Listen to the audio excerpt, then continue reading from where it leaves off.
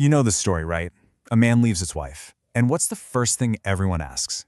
So, who is she? It's almost like a reflex. We just assume there has to be another woman in the picture. I mean, we see it in movies, we hear it in gossip. It's this powerful script we all kind of know by heart. But is that really the whole story? I mean, is infidelity the only reason a long-term relationship falls apart? Today, we're going to dig into a totally different and honestly, a much more complex perspective. We're going to challenge that go-to assumption. Okay, but before we dive in, let's get one thing straight. This is not about making it easier to leave a marriage or treating that commitment like it's no big deal. Absolutely not. Far from it.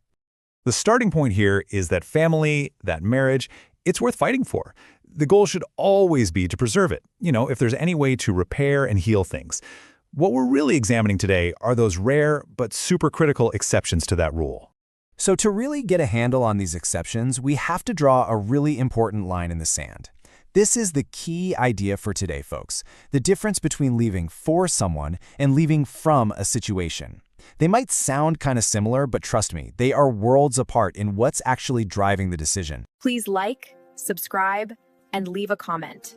You are doing important work. So let's break that down.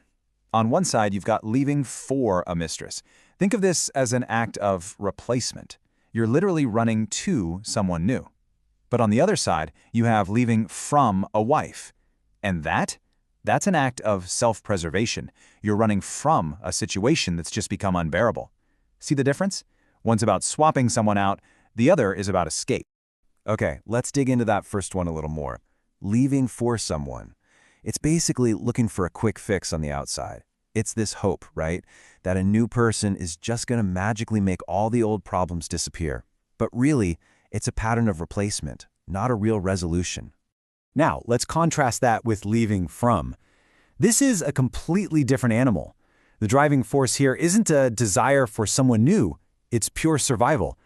This happens when the home environment has just become so toxic, so emotionally draining, that staying it doesn't feel possible anymore. It's the absolute last resort. Sometimes an idea like this can feel a little abstract, so the best way to really understand it is through a real story.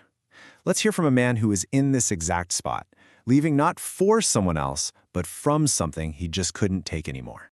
And this is what he said, in his own words. He wrote, "I left my wife a month ago. Not for someone else, I have no one. I left because I simply could not walk through that door anymore. I was constantly belittled, compared to others, accused of being useless. I just could not take it anymore." Wow. I mean, that's just incredibly powerful, isn't it? And it really makes you wonder, what is the breaking point? What makes a situation so bad that leaving feels like the only way to save yourself? There's actually a really powerful metaphor that sums up this feeling perfectly. Just try to imagine that feeling. You're completely exhausted, totally drained, and there is just no relief in sight. That's the emotional state we're talking about here. It's that moment when a relationship stops being your safe harbor and starts being the storm that's sinking you. So, what are the actual conditions here? I mean, we're not talking about one bad fight or a rough month. No, we're talking about a constant pattern of emotional abuse and humiliation. It's about feeling so completely empty that you have absolutely nothing left to give. And this is the real kicker. You get to a point where you don't even have the desire to try to fix it anymore.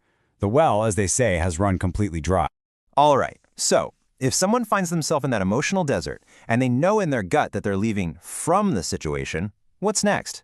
I mean, how do you do it consciously? How do you make sure it's about healing and not just replacing one problem with another? Well, the path forward seems to be this conscious three-step approach. Okay, so step one, you got to reframe the whole thing. See it for what it is. This isn't about running to a new person. It's about saving yourself.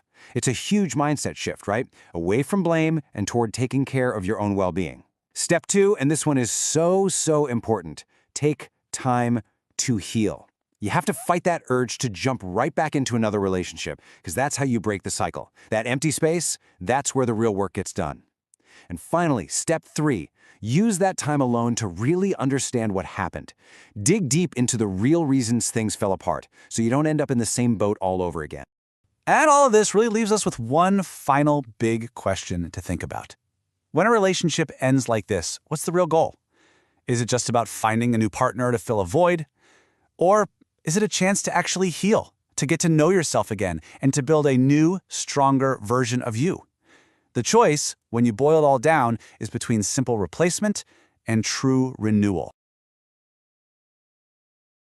Please like, subscribe, and leave a comment. If you want to overcome betrayal, break toxic cycles, take control of your relationship choices, read How to Deal with a Love Triangle. The link is below the video.